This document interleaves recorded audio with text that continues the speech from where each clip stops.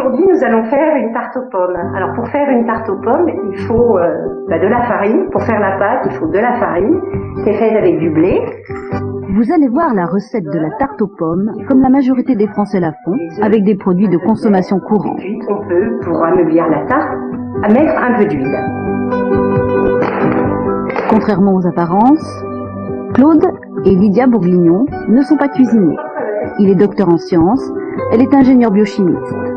Tous les deux étaient chercheurs à l'Institut national de recherche agronomique. Alors tu vois, pour faire une tarte aux pommes, il faut des produits très très simples. Oui, enfin, très simple, moi je veux bien, mais enfin le blé, tu vois, là ce que tu présentes c'était le 19e, maintenant tu vois le blé il a traité à l'insecticide.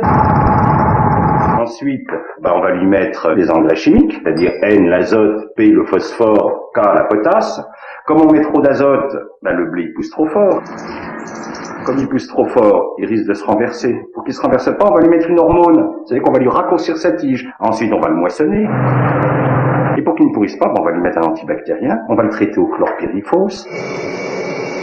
Et ensuite, quand la farine va être broyée, il faut pas que la farine elle s'oxyde, on va lui mettre un antioxydant. Pour la pâte, il faut que je rajoute un œuf.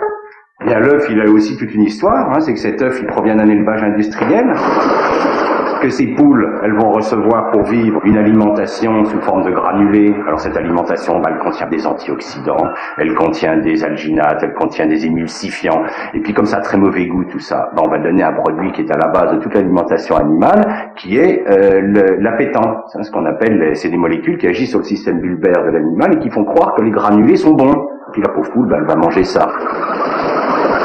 Alors comme c'est une alimentation très pauvre, ces œufs ils vont être tout pâles. Pour pas qu'ils soient tout pâles, on va lui donner à manger un colorant, qui est la capsanthéine, comme ça va lui colorer ses œufs.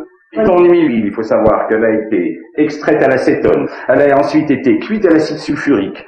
Ensuite, comme l'acide sulfurique, ça c'est pas bon, on lui a mis de la lessive de soude pour la neutraliser, puis ensuite on va la décolorer à l'oxyde de zinc, et puis on va la recolorer avec de la curcumine. Alors tu vois un peu ta pauvre petite Oui, fille, mais quand même, on va sortir quand même la tarte aux pommes.